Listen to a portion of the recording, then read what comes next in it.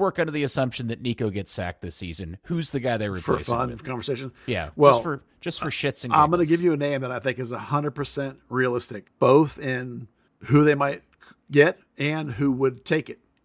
Okay? Eric Quill. Yeah. Woo. Third Degree, the Third Degree Net Podcast. Third Degree, the Third Degree Net Podcast. Third Degree, the Third Degree Net Podcast. Third Degree, the Third Degree Net Podcast. Well, hello there, FC Dallas Curious fan. Welcome to episode 289, and you're going to want to remember this one of Third Degree, the podcast. There he is, delighted as always, Dan Crooke. Howdy, Dan. Hello. Listen to how delighted he is. And your hero, my hero, everybody's hero, editor, founder of thirddegree.net, the original soccer influencer, and totally back in the saddle, man. It's Buzz Carrick. Come in, Buzz. Peter, I wish I would have actually put down a bet back in April when we talked about Eric Quill being the next coach around here. That's right. See, it's all coming up, Buzz, as far as I can tell. It looks like it carried away. So yes, since we last spoke, the announcement has come. And first, with those on the way out, Peter Lucene was not hired to be the manager. And in fact, Buzz Luxane, I should say, not Peter Lucene. Peter Luxane is He's not gone even, now. It doesn't matter. I guess that's true. I can go back to calling him Lucene because nobody will give a shit. Called him Lucene to his face for 10 years. They didn't say anything. So mad about that. Yeah. Still, I'm glad he didn't get the job. Okay, I'm kidding. No. He is not only the manager, he is out. Yeah, well, I don't think that should come as a surprise. When you make a play for the job, not just make yourself a candidate, but take over as the interim. And they give you sort of a, if you make the playoffs, you get the job kind of thing. And then you don't, it's not surprising you're not going to stick around. You're not going to stick around where they've given somebody else the job that you were after, and that you even had as the interim. When you've seen previous interims here go from being assistants to interim, if they stuck around, they moved into other capacities. They became, some sort of coaching guy for the academy or something, or like Ferruzzi's the main example, who'd been here forever. So it's no shock at all that, Peter probably would not want to stick around. The place he got in his mind probably passed over, but also you don't want to have the guy who was the interim coach stick around to be one of these primary assistants for the guy who is the coach. That's not how that works. So, and to be fair to Peter, we know that Quill was a candidate here when Lucia got fired last time. And when he didn't get the job, Quill went out and got himself an assistant coach in MLS gig. And then he went and coached in USL Championship. And that's what Peter needs to do now. Not specifically those two things for sure, but go get a job where you're a head guy, win some games. And who's to say in a couple of years, 3 years, whatever it is here, that the next time there's a candidate, he wouldn't be right in there again, especially if he can add more to his resume. They obviously really like him. They kept him around for over a decade as a player and a coach. And he was indeed a finalist for this gig and was the interim guy. So there's, you don't burn any bridges. You go and think to yourself, I mean, if you do want to be a head coach in MLS or anywhere else, you can think to yourself, okay, what do I add to make myself a more viable candidate to get the thing next time? And that's how you do it. You don't burn those bridges, keep those relationships going. Well, it happened. I mean, it took forever. Although, Buzz, I thought it was great that you and Dan sourced out the actual dates of all the previous hire announcements. So I think based on the track record, we were now thinking we may not see anything until December. But it actually happened pretty quick because you were starting to hear rumors at one point, weren't you, before the official word came? I guess who broke the news? Somebody from ESPN? Wasn't it the Dallas Morning News that did it first? Yeah. Cool. Oh no, the ESPN guy broke that Luxane was out. Yeah. Nevis. Yeah. Well, we knew that. We knew all along he'd given that. Well, not an ultimatum. That's the wrong term. But he'd said, "Look, hey, if I don't get the job, I'm gone." Oh, we did know that. We'd heard whispers from a lot of people. Oh, I did. I must have missed that, but that's good to know. Well, Well, in terms of the timeline, we talked about how, with the season ending when it was, the fact that it didn't happen right away meant it wasn't going to be Luxon. And so it's not surprising it took a little bit of time. And to be fair, Quill's not actually being introduced at a press conference until December 5th, which is sort of a matching timeline for the dates that Dan dug up and that I went and double checked and confirmed, and put it into a tweet, and put it out. So it is falling right in line. I'm sure he has things to finish up where he was, and the Thanksgiving holidays will come in the way too. And probably want to get some of his staff lined up too before they put him out there, and before people start asking him who's going to be on your staff. The team took off when they added Quill to their coaches page. They removed Luxon and they left everybody else. So it looks like the club will continue to hold over some assistants like John Gall and Drew Keyshawn specifically, which is not a surprise at all. I think we predicted that. And I imagine that Quill will bring in a guy or two of his own to sort of flesh that stuff out a little bit. I guess quick update on that. Kevin Martinez said on social media that he's out.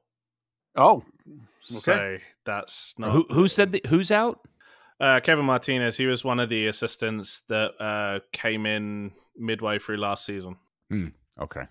He's a bit more of a performance kind of coach, strength and performance kind of coach that had been working with the academy guys. And he, when Luxon took over as the interim, they sort of elevated him up to run some parts of training and keep work on guys in terms of not a fitness guy, but what they call athletic performance guy more than straight soccer, if that makes any sense. Yeah. Well, he will be the club's 9th officially appointed manager. If you now that's not counting Marco Ferruzzi, who was an interim twice, and obviously Luxane, who was an interim after Estevez.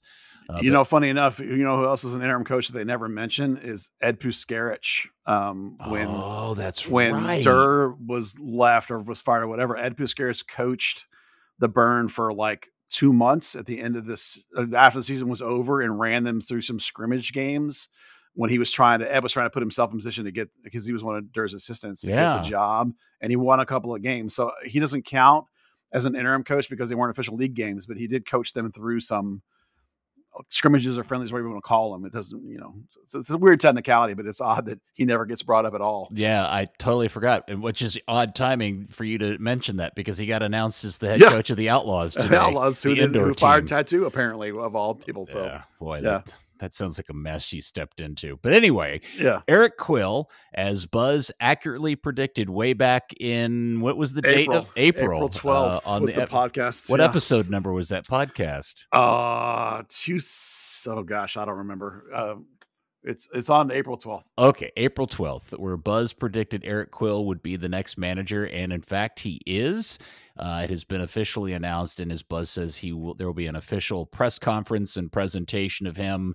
I'm sure it'll be a massive event with all the media there. Eric Quill will be presented formally to everybody at that time.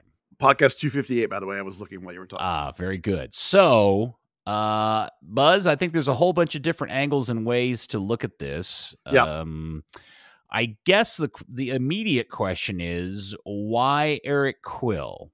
Well, I think a lot of the reasons are the reasons that we talked about, why we thought he was a strong candidate from the get-go.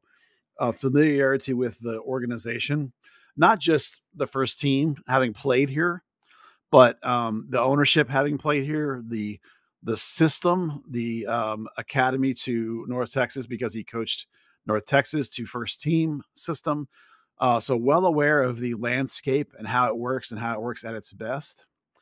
A candidate and a thing that's a quality that Hunts clearly really like, the way they have consistently hired guys with that kind of knowledge. On top of that, he has documented experience progressing players from not only in the academy ranks, spotting talent, signing talent, progressing talent, but then also progressing it from academy to North Texas and from North Texas to the first team. He has done that. I understand he did that some at New Mexico as well. I'm not familiar with that team very much, but the gist was that he had found some guys that he brought in and developed up. Consistently has won a DA national championship using Chris Richards and Chris Kappas. when he was in Houston Texans, which is not like doing it at, not even Dallas Texans, who have won championships in the past, but doing it at some non-MLS academy team, and then winning again with, again, a mix of kids and pros at North Texas, and then doing it again, not a championship, but getting New Mexico into first place. So a lot of qualities that the Hunts on paper really like, and sort of fits their paradigm, as you and I and Dan have talked about a million times, Peter, a guy looking for his first MLS gig, right? So the price probably, I'm going to assume, is not too high. A guy that's willing to take a circumstance like this team is to get the opportunity, a guy that has a connection to the team and the Hunts have a comfort level with. And we've seen how they went out and got Oscar Pereja and paid to get him out of his contract, which thing that they've reportedly done again is to buy out Quill's contract so he could get him this time. So when they like a guy and feel comfortable with a guy, they'll go after him and go get him. And so this guy ticks all the Hunt boxes for a head coach. And so here we are. Dan, you got an opinion or observation about this hire?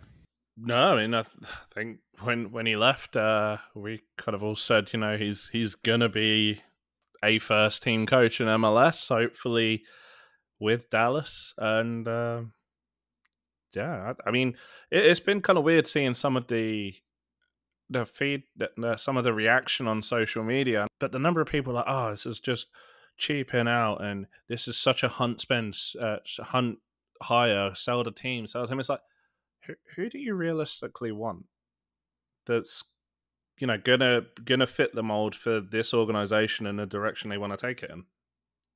So let's touch on that a little bit, which is, the Hunts now have hired 7 head coaches for this club since they took it over in the early aughts, and this is the 4th straight after Oscar that is, somebody else put it this way on Twitter, which is a managerial project, somebody that has no MLS, top tier management experience.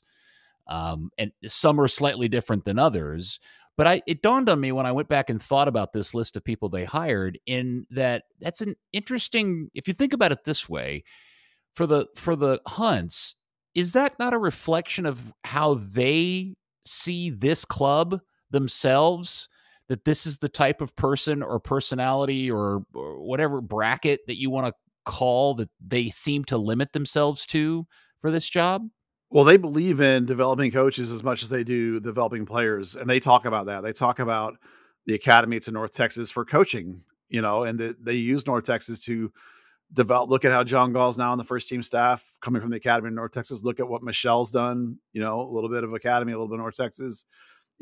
This is what they do. They operate this franchise like a small market owner does in other major sports, where, your small teams with small revenues don't go out and buy and hire $20 million coaches. They get these guys who are looking for their first shot, that are somebody else's coordinator, or consider it like a small college team. Who's to say whether that's the right way to go about it, but it is their team. So like, what can you do? Like, this is what they do. We would all have, I would not have loved it, but a lot of people would have loved to say, well, why don't you go after Bruce Arena? That's just not the way the Hunts do business. Yeah. I feel like, I think it's fair for me personally to feel like I'm of 2 different minds about this. I wish the Hunts were more ambitious, but at the same time, knowing those limitations, I'm delighted that it's Eric Quill, because he was absolutely the best option for the, for the limitations that the Hunts put on this club and themselves for the hire. I mean, he clearly was the best option of anybody they were going to hire, not somebody I would hire, if that makes sense. Right. Like the minute Jim Curtin came available, we all said, boy, it'd be great if they would kick the tires on that. And we all, and you in particular, immediately knew the chances of that happening were either 0 or very, very, very small, just because it's the kind of coach who's going to demand a higher sort of platform and profile and control.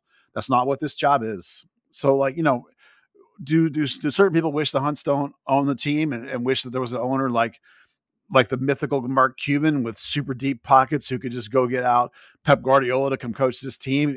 I'm sure that would be fun. But we have to live. And I particular, try to live and cover this team in a sense of the way it really is. Mm-hmm. And of the candidates that are available, that we would know would be interested in this team. Quill is an absolutely outstanding one. I mean, he was in the mix, as we said last time. And then when he wasn't the guy, he went out and improved his resume and make himself look even better. And this time he is the guy. So, I think I think what people are going to like his style, which we'll get into in a minute. But I agree with you, Peter. It's like, do you dream of a greater ambition? Of course you do.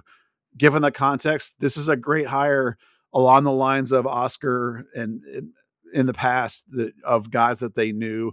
And I put him up there too with Colin Clark. Also, I think he's got a chance to be who he played for and has talked about how much he admired Clark's management style.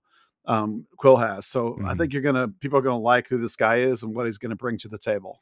So, because I'm guessing not a lot of people listening to the podcast paid attention to North Texas back when Quill was running the team until probably very late when they suddenly were winning a trophy.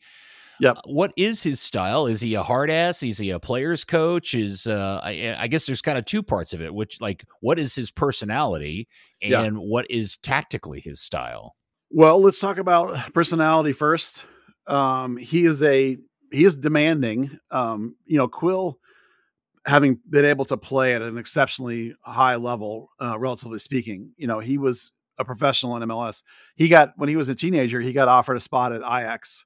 That's how good he was. And, being the early 90s and no one in the U.S. really knowing much about it, his parents nipped that you're not going to Amsterdam as a teenager in the bud pretty quick. And he ended up going to Clemson, and he was signed by MLS as a Project 40 player, which is the pre-runner for Generation Adidas. So after his freshman year at 18, basically, he was signed and allocated, which is an immense pressure in MLS. He was recruited. He's a spectacular athlete. He was a 3-sport recruited athlete for college and chose soccer over basketball and football. And which tells you how good of an athlete he is. His game was built on a great deal of speed and pace.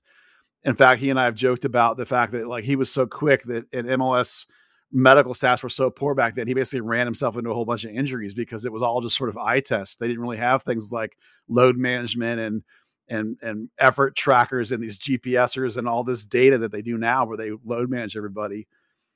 So he's a combination of a believer in real soccer talent, but also what I would call the American athleticism, a big believer in pace, a big believer in some directness when necessary and getting over the top and getting at people aggressively.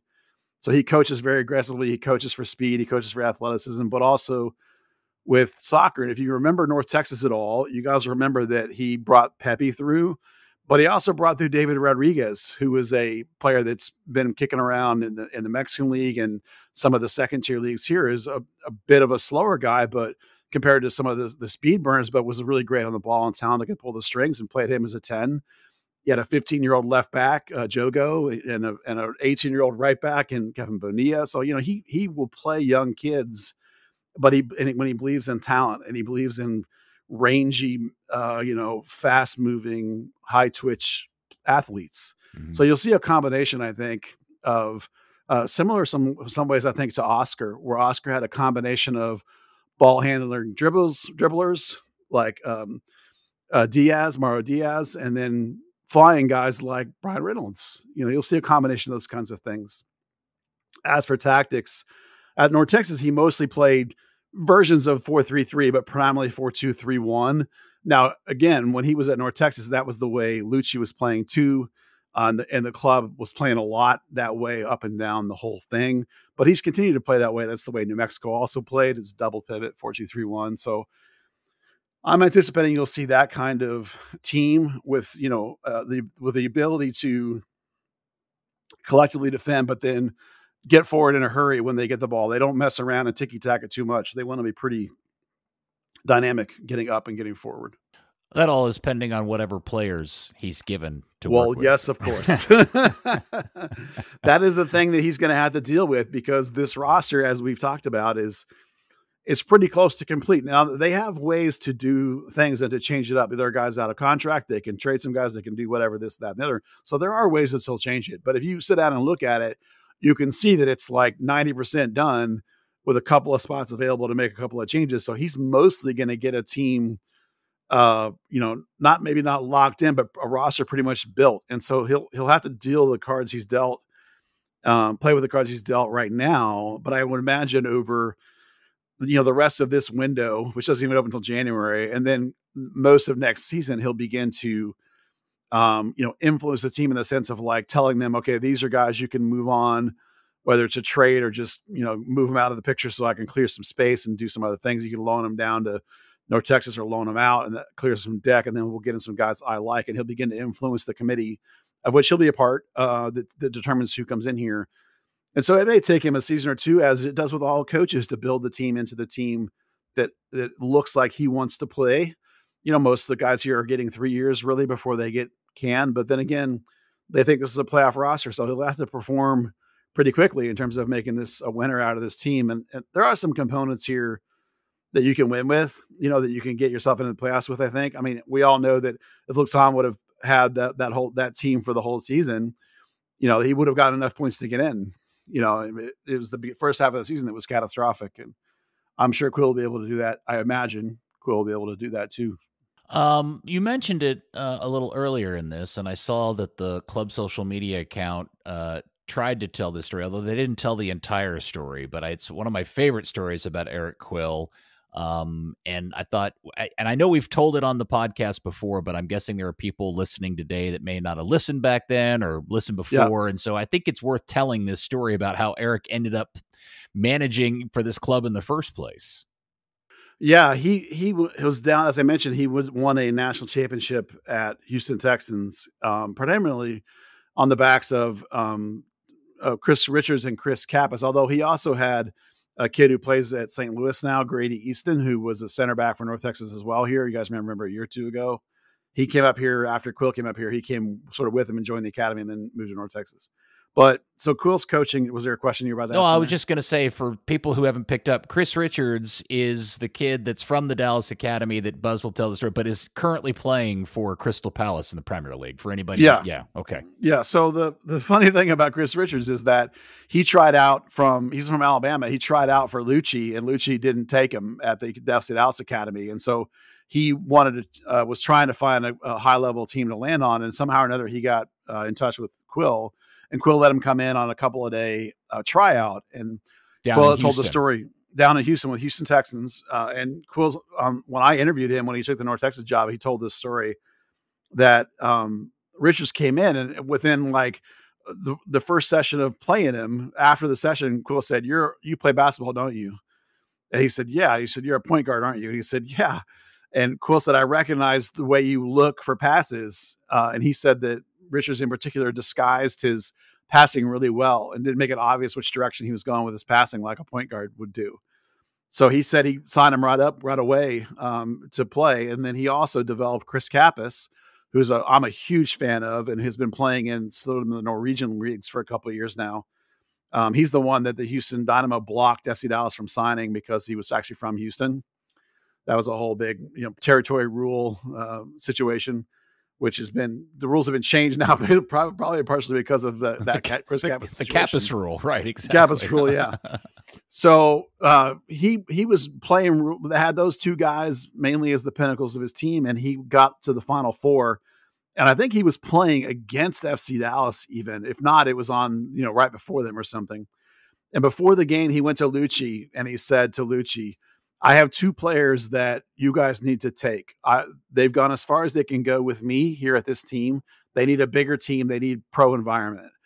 And so you should watch them when we play you or play next to you or whatever it was. And Lucci was like, okay.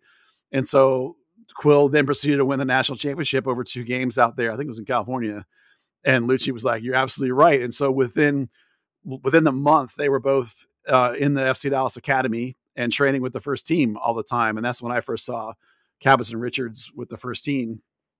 And after that one season with the FC Dallas Academy, they of course right away signed Richards and then tried to sign Kappas and were blocked. So Richards then went because it was in the middle of the season that they signed him. They couldn't add him to the roster. So they sent him to Bayern Munich on a loan for like 4 months. And then Bayern bought him at the end of that thing. So he never actually played for FC Dallas. Richards didn't, but he was under contract. And then Kappas went to, I can't remember who he went to, somewhere in maybe in Norway, I think, or Sweden. I remember where he went, and he's been kicking around in those kind of leagues for a bit.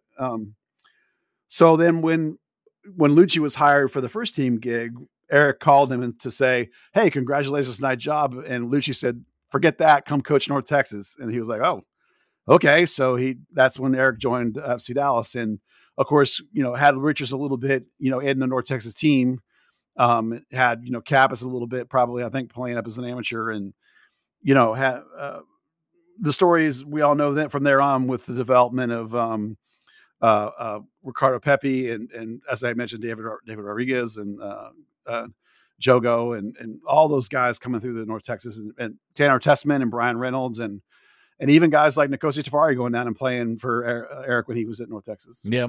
And I don't know. I mean, I'm assuming they still have their main house because his wife, Susan, is the coach at Episcopal School of Dallas, the women's team, the girls team. So I assume that, he's got a home to come to in this area.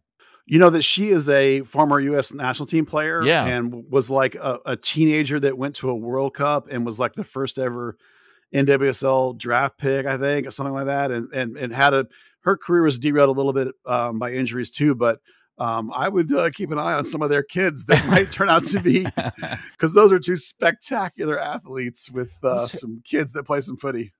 Yeah, I didn't realize that Susan had stayed in the area with ESD, because I was going to text Chris Petroselli yesterday and say, "Hey, so Susan Bush Quill, great player, I'm sure you're aware. Quality coach, maybe make a good assistant." I think she's also coaching on the side, like a semi-pro women's team. She was coaching Southstar FC, FC and WPSL. Yeah, that one. So, all right, well, cool. Well, Buzz, are you happy? I guess that's all anybody listening to this podcast is coming here for. Buzz, are you happy with this hire? Yeah, this is a very good hire for me. This is along the lines, as I said, of Oscar Pareja and Colin Clark. In my estimation, I really admire Quill as a coach. I didn't really get super deep into his personality. He can be incredibly demanding of players. He will, a little bit like Shellis Hyman, he will tell you flat out if you stink. But he also is putting his arm around guys and building them up. He's a great combination of a guy that really cares about players and really wants to develop them as people and not just players, but at the same time can be really demanding and be like, "Listen, this is the pro game. This is not a kids game anymore. This is not academy." We know he can develop guys because we've seen some of the very best golden generation of this club's academy come through under his coaching at North Texas.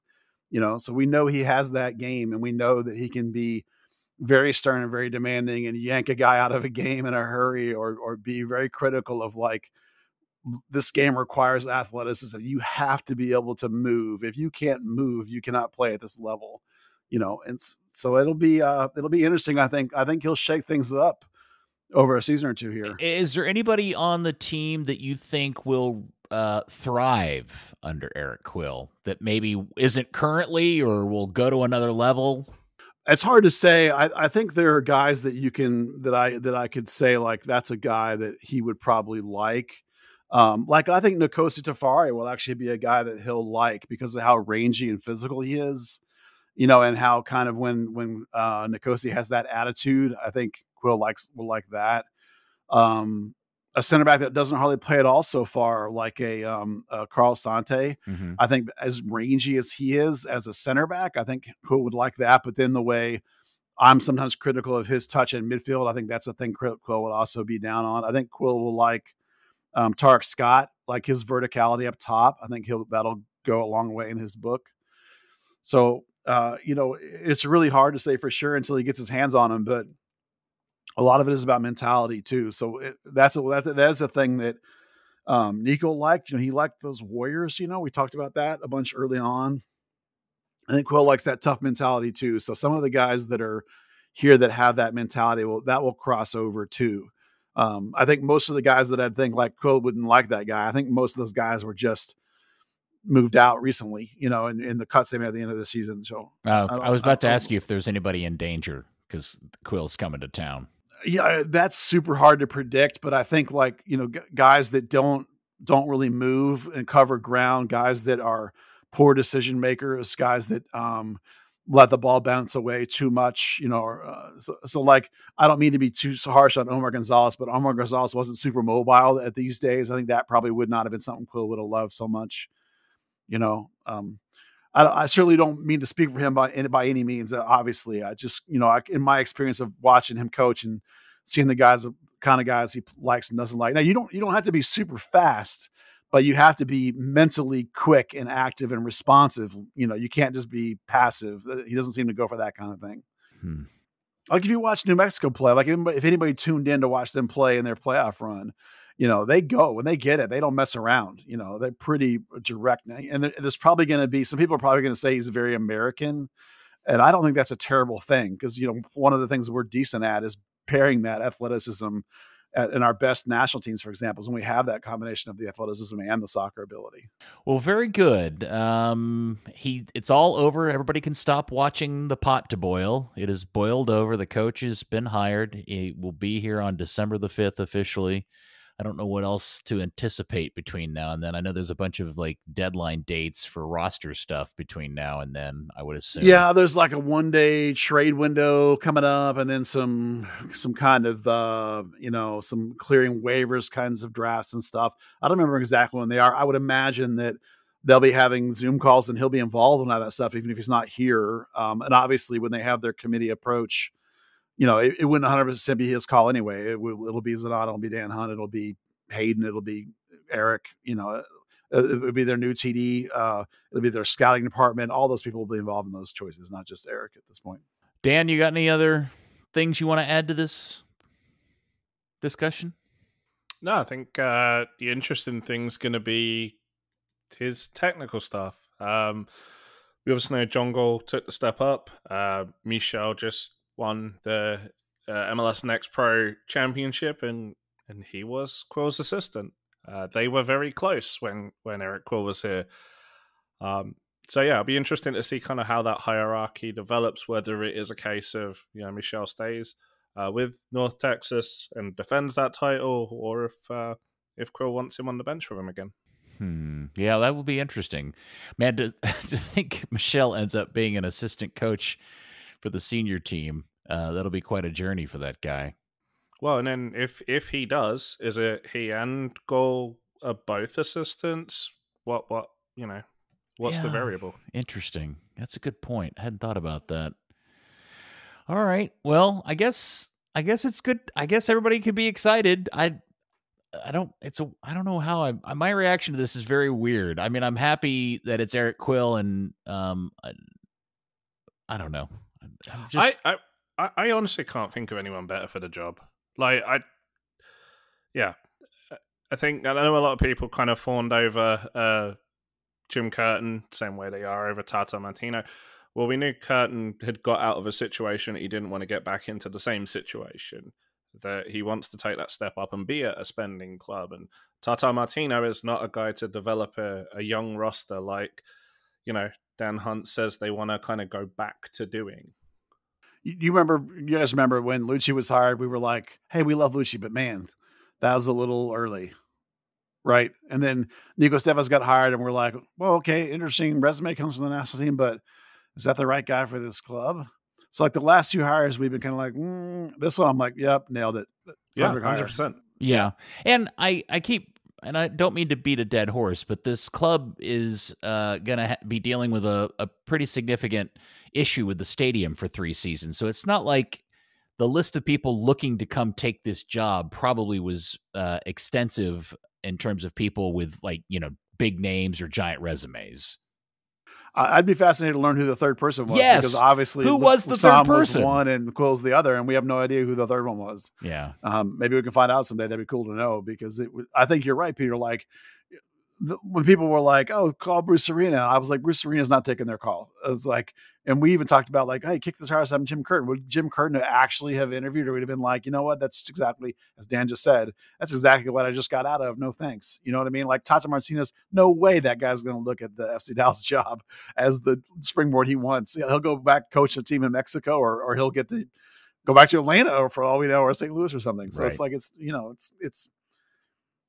there are guys that we admire that we would love to see come coach here. And just in the context of, again, dealing with the reality of this franchise and the owners and the way it functions, which is their right to function the team like they want to do, and listen, we're the first to complain and call them out, at the same time we have to live in the world that they're coaching, that they're setting up and hiring for coaches. And this is for giving all those parameters. And even without those parameters, I think this is a fantastic hire.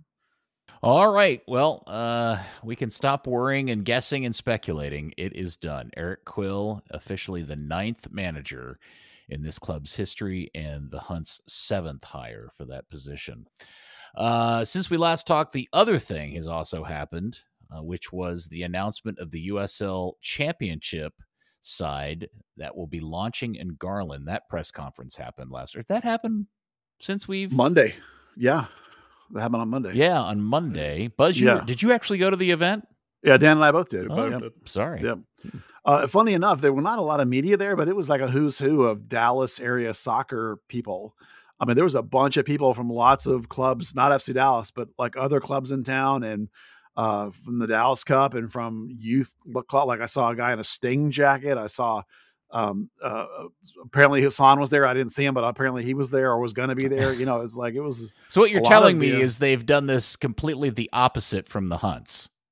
Yeah, actually, I had a conversation with the owner about the youth thing, and they're well aware of how Dallas did it and how scorched earth that is, and they don't want to make those mistakes. But he also gave a lot of credit to FC Dallas being like the pioneers of soccer in the market, and that if it weren't for them, all these other teams wouldn't be around, including them. So, they're well aware of the hierarchy and the way things are working. But it's a pretty cool deal. The owner is the shortest answer of questions I've ever met. Like in terms of an owner, like if you ask an owner of Dan Hunt or Clark Hunt a question, they'll give you 2 or 3 minutes with lots of verbiage and explanations and all this kind of thing. You ask this guy a question, he just tells you the answer in like 5 words, and that's it. It's the shortest interview I've ever done. And this is the Valentine guy? This is the Valentine guy, yeah. Like I said, are you going to have a stadium? He was like, yes, we're working with the city. Is it going to be ready for 2027? Yep, it'll be ready. And that was it. I was like, great, okay. So I think we've talked about this. We're aware that there is a stadium project, and I think we've been kind of clued in on kind of ideas of where it's going to be, but they didn't give any of those specifics in the press conference. No. Well, you and I have been talking about and hearing about something in Garland for about a year, and it's changed several times, the kind of chatter we're hearing. But they were very clear that there's something going. The city said they've been working on this since 2021, and the Valentine, who's the owner of the team, said he got involved in 2023. Basically, he tried to buy the Vegas USL team and move it here, and USL said, "No, we're talking to Garland. Let's see what we can do there." So they've been on this for a while, and they've got 2 years before they're going to play. And part of that delay is because there's no interim thing happening. It's that's the time they need to get the stadium going. So they did not announce any details of where it is or even like how the project will look. They said, they're still dotting all the T's and crossing the I's and all that kind of stuff before it's 100% announceable. But that's definitely what we're hearing. I think one thing I liked was talking to a couple of them. USL went to them and said, hey, start in 2026. And they were like, no, 27. We need the time. We don't want to rush this. We don't want it to be half-assed. It's got to be right. They already have more employees than Dallas Trinity, for example. And they got 2 years to go. Man, 27's a long way off, though. Yeah, it's 2 seasons, which is about right. He said they'll hire a coach. Toyota Stadium will be 2/3 done by then. Yeah. Well, that's the thing, is like this project has to go from zero, like a field of dirt, to a completed project. And that's, they don't have a workaround where they can, open part of it and close part of it. They got to build the whole thing, which is about what Toyota Stadium took in the first place. So, they're talking about a coach hire coming at the end of 25 or early 26. So, a year out basically from when they'll play, and they're going to have a brand announcement later this year, I think he said. So May. May, there you go, May. And so like they're putting all their ducks in a proper row. It seems to be a well-run organization from so far. It feels very solid and very smartly done without any unrealistic views about time frame. So we'll see how it goes. They are jumping right into pretty much the backyard of FC Dallas, but as he said, there's 8 million people in this metro area, so there's plenty of fans. Yeah, we were talking about this. Steve Davis did the show last weekend, the Kick Around, to talk about his charity project, and we were talking about this with Andy, and just the idea that it's the same thing we talked about on the podcast last week, which is just the number of teams that are in the area and whether or not this market will support a minor league soccer team in the numbers needed to sustain it. And I just don't know the answer to that, as much as I hate to say it. I don't either, and it'll depend on their economics, and I think that's one reason why the stadium is so important. Like, we talk a lot about that revenue control. They're very aware of that. They have to have the monetization. Nobody in this country in soccer makes money off of TV. Even like the Apple TV deal, which is much better than FC Dallas ever had before, doesn't prop up the league like other major massive leagues do with their crazy deals. It's all about the butts in the seats, right? Which is why it's such a big deal that FC Dallas has bumped their tickets sold up like 5,000 or 6,000 over the last season that they have. It's the butts in the seats, it's the merch, it's the food and beverages in the stadium. All that stuff is so huge for soccer in America. And that's true at that level. The league requires, I think it's a 10,000 seat stadium. They're going to have to get it to above 50% capacity on a pretty consistent basis, I would think, to be financially viable. We've seen a couple of MLS teams. We just talked about this, right? Memphis has given up their franchise to a team in California because they couldn't get a viable stadium that had viable revenue streams for them. It's such a massive piece, and it's really obvious that these guys understand that. The owner came from the oil business, so he's made, I understand. I'm told that he sold his company and he's got some money, and this is what he wants to do with it. He wants to give back to the game, and he and the other owners, there's 4 of them technically, but there's 2 of them that are kind of the front runners. They all played with or against each other in soccer here in the Metroplex. They all played in the Dallas Cup, and so they know this market and they know the grassroots soccer. And hopefully they're going to have an understanding, I think, based on the conversations that with how important the revenue is to get it right and to be a community integrated team. And the whole Garland, the mayor and all this council was there, and they all took all these pictures, and they're obviously really fired up about it. So good luck to them. I'm here officially stating that I hope that they make brown the main color of their colorway. Brown. Oh, okay. I love brown. Brown. For some reason, Garland, I think the Garland Owls, the high school, I think brown is one of their color elements. And for some reason, it makes me think of Garland. And it's an unusual color, not used well, and you can pair it with other ones. And I think it would be brown and powder blue is really good. Yeah, that could be a cool color combo for them if they wanted to go with something different. But they'll go with red and blue like everybody else does. Like everybody else with white and blue. Although, not to break into kit talk, did you guys see the kit announcement today for the new team they're launching up in Portland, Maine? Oh my God, it's so good. So good. Yeah. So if you haven't seen it, it is hoops, and it is navy blue with a nice forest green. And an LL Bean sponsorship. It's so LL Bean sponsorship. It's the most main thing possible. It is. And they're even going to offer a long sleeve version on the onset. And then the photo they have a guy wearing it dawned on me because I don't think they're going to do this, but it would be so badass. He's wearing like a lumberjack safety orange. Like an LL Bean catalog. Like an LL Bean catalog. And it dawned on me, how kick-ass chopping wood or whatever. How badass would it be if they wore orange shorts with those shirts? That would be cool, yeah. That would be awesome. You certainly don't want to wear dark blue or dark green with that shirt. You want to wear something that pops, whether it be the orange or white. Yes. Like we always want to say, like if you have a dark top, like FC Dallas always does, you want to put white shorts with it to pop it off, and they never do. No. And it always looks muddy. It's a sweet shirt. It's really good, yeah. Yeah. Very, very good. All right. So that happened. And so nothing there, I guess this is one of those deals where now we all know about it. Now we're all just gonna have to sit around on our thumbs until it actually happens. Yeah, till May. Crazy. Yeah. Right. Well, the other thing that'll be fun is the Texoma guys were there, and they're starting play at the beginning of this year. This next, I guess it'll technically be March when the USL 1 season kicks off. God, that's a haul. And it is a haul, but they were, I asked them about how they felt about it. They're really excited because they play at a different level. So they're really hoping for some synergy between the two clubs. Since they're not direct competition in terms of like Sherman being up there, sort of in its own little area anyway, although I consider it part of DFW in a lot of ways, but it is pretty far up there. But since they play in different levels, they can actually have some sort of partnerships there and get some things going. So that'll be pretty cool. Have they established what league the McKinney team's going to play in, or do we just assume it's NPSL? Well, it's going to be at that level, that NPSL level. The question is which league it'll be in. Like one of Hitch's teams in California is in this League for Clubs thing, this new thing. NPSL's got a lot of struggles right now. The other two teams here in town are NPSL, but then Tulsa, which is relatively close, is in this League for Clubs.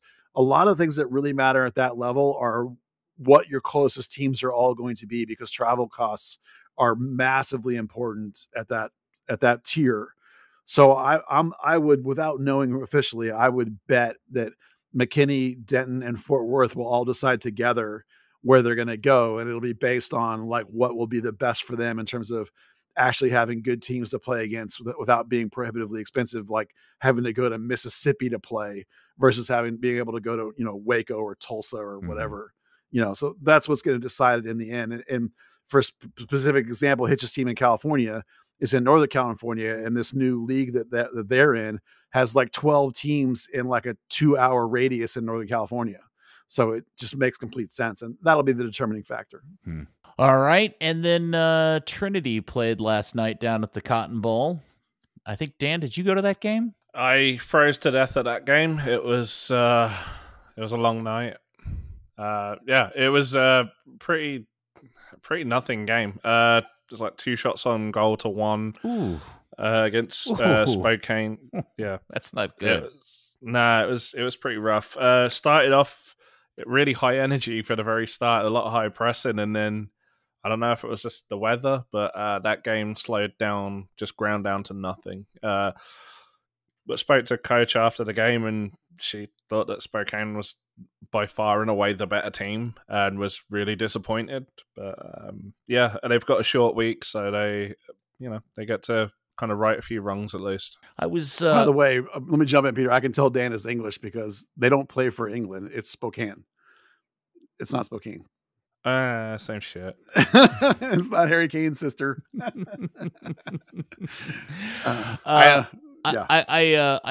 My perception is that Dallas was about to tie themselves to death, and I was looking at the standings, and sure enough, they've drawn more games than they've won or lost. But there's other teams in the league that have drawn more games than they have. Well, the first 2 weeks, there was only one team that won a game. Really? Yeah. Wow. They have 2 games in hand on half the league too, which helps, Yeah. Yeah. But I mean, third place, a few games before the mid-season break, 6 unbeaten.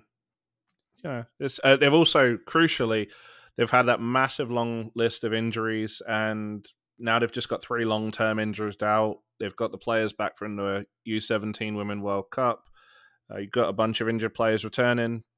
Yeah, things are looking up. My favorite 2 things from that game was that Dallas Trinity had a band, not like a rock band, but like a high school band or something. I don't know where they got them, which was fun. I heard this. Now, Dan, did you got to witness this? Because this is going to be, was that a good experience? Okay, so let me give you the full picture. So I rolled, I slapped my head, I groaned audibly. I believe instruments do not belong in a soccer stadium. It's all about the voices. And I was like, oh, great. This is going to be like the Blue Man Group at FC Dallas or the old Drumline where it's like play over the people that actually want to build an atmosphere. But very quickly there were some people from the Dallas Beer Guardians at the game, and they all coordinated really quickly, and it was an awesome atmosphere. I'm fascinated to hear this, because I have quietly wondered for years if Dallas should ever consider inviting, either on a regular or an occasional basis, one of the local high school bands to come play during Dallas games. I wouldn't say during games. I would, as an entertainment piece, before, halftime, after, 100%. They had the drumline, the Mavs drumline, for a long time, and it just suppressed everything. It was... it just makes me wonder if you could organize it to let them be kind of a leader and during the game in terms of singing and everything like that, because I always enjoyed the trombone stuff that was going on for a while in the beer garden. Those two guys that used to play the trombone during the game, I always thought that was great. And it just made me wonder if a high school band, because we've got so many great high school bands in the Dallas-Fort Worth area, if that wouldn't be a unique kind of special thing that they could do here. So the only problem you have there is, like, Jeff and Charlie, the guys with the trombones. Jeff moved to South Carolina, I think it is. Charlie's still there. They're long-term fans. Like, they knew every beat of everything. So bringing someone in from the outside, it's kind of like you have to get on the same page very quickly. It's an atmosphere where you can't communicate, you can't hear what the other person's planning to do. I mean, supporters groups, I'm sure would try and make it work. It's just there's a lot more challenges to that than just turn up and it happens. Well, while we were talking about this, I added it up, and sure enough, there have been more draws across the 8 teams in the USL Super League than there have been wins. I would contend that team defense is easier to bring together than team offense, and this is the early stages of a whole bunch of new teams, and so that's why it's that way. Yeah, interesting. This is my bad. Peter, one thing you probably the thing you'd enjoy most from the game, the mascot, the Pegasus boots, twerks. The furry. What? Yeah. Did you say it twerks? Yeah. They were having a good old time in the stand. Oh no. So I have 2 more takeaways from that game. The second one is that the Dallas Trinity tried to give away pint glasses that are pretty cool looking, but that the Cotton Bowl quickly nipped that in the bud. So only a couple of them got handed out. No, they all got handed out. They were gonna give them on the way in. Fair Park said, no, you can't do that. You can't just let people walk around with glass. So they had to do like a ticketing system and get them on the way out instead. Well, that's what I was going to say, was I assumed happened because I saw people had some, but it was funny that they sort of, Cotton Bowl had to put their thing down and say, no, you can't have 1,000 people throwing glasses around inside the stands, which is totally fair. You can't do that. And then the last thing is that the name, the Trinity, is catching on. I'm hearing everyone referring to it as the Trinity or the Trinity FC. And it seems to be becoming a, well-used, not really a nickname, but a phraseology for this club, which is kind of interesting and different. Yes. Well, we Americans love to put the in front of everything. But that actually is grammatically correct, the way Trinity is used in this case. Yeah. So, but even the broadcasters called them the Trinity, which I thought was cool. Yeah, I like that. By the way, I also noticed this in looking at the standings in the USL Super League. There is exactly 1 team out of the 8 with a winning record. That is Brooklyn, which was the best team I've seen so far at 7-2-3. Carolina in second is 5-6-1. Yeah. Dallas in third at 4-5-1. I don't know what that means. I don't know what that says, but well, Tampa's at 500. They're 4-4-3. Yeah. You want to know something really funny? So Dallas was the highest scoring team for a long time. It's now Lexington who are dead last.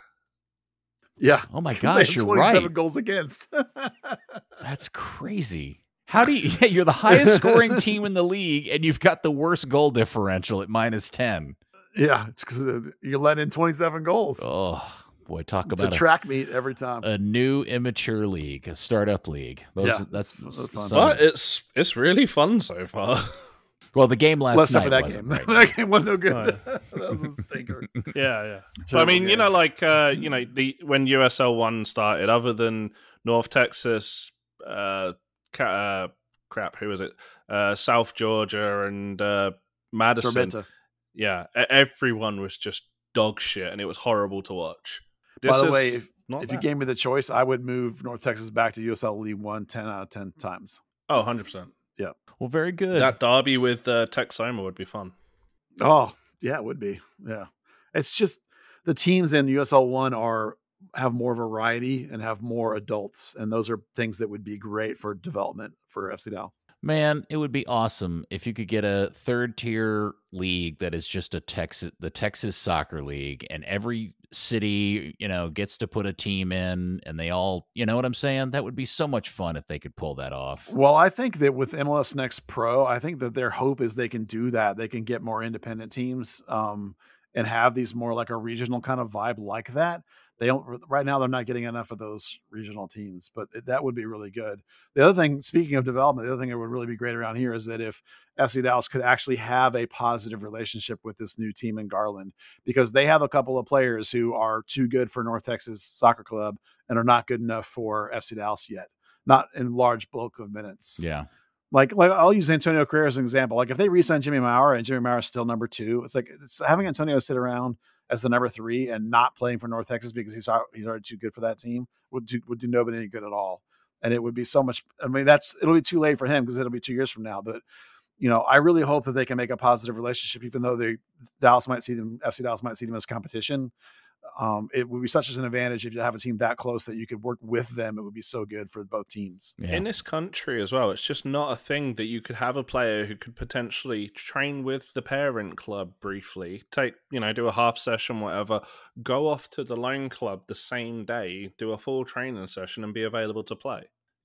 You think of like minor league baseball, it's like, yeah, we just flew a guy out halfway across the country. Okay. Well, there's a reason the Rangers AA is in Frisco. They moved it there so that they could do that. It used to be in Oklahoma City. They moved it even closer. Well, it's a big week for Third Degree. All this stuff that's happened. Yeah. And Buzz's Nostradamus-like prediction came true. Yeah. Well, very good. Congratulations, Buzz. You got exactly what you wanted. I did. I think this is a good hire. Yeah.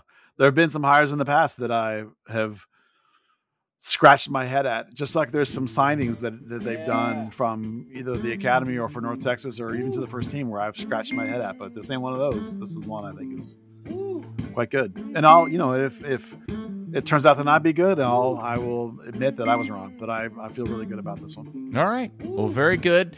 Congratulations, Curious. You got yourself a manager. You guys can all stop worrying about it. But Dan, thank you very much, my friend. Thank you. Buzz? Oh, thanks for being here, both of y'all. I'm glad Dan's was able to join us this week. Yes, much better with Dan, for sure.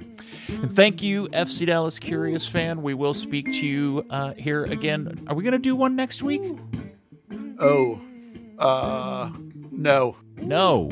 Yeah, in fact, we'll do the podcast after the Quill press conference, basically. We will speak to you in a couple of weeks on the next episode of Third Degree, the podcast. New coach, new team, new era. Third Degree, the Third Degree Net Podcast. Third Degree, the Third Degree Net Podcast. Third Degree, the Third Degree Net Podcast. Third Degree, the Third Degree Net Podcast.